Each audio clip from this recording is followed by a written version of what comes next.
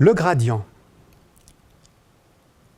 est un opérateur qui s'applique à un champ scalaire et dont le résultat est un champ vectoriel.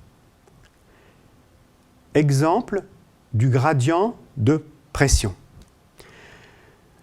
Sur cette carte météorologique, vous avez des lignes isobares qui sont dessinées en traits de couleur blanche. Le gradient de pression est orthogonal aux lignes isobares. Je peux donc dessiner en tout point le gradient de pression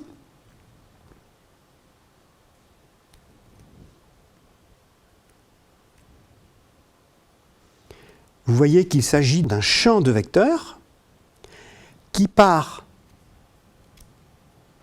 des pressions les plus faibles à cet endroit-là et qui se dirige vers des zones où les pressions sont les plus fortes. En météorologie, le gradient de pression ira des dépressions vers les anticyclones. La dépression est ici caractérisée par cette surface verte, alors que les zones anticycloniques sont caractérisées par les surfaces jaunes et orangées. Donc on voit que le gradient de pression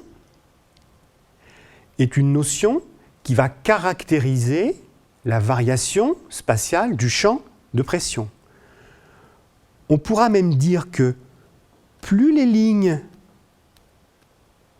isobares sont resserrées les unes par rapport aux autres, et plus le gradient de pression est fort.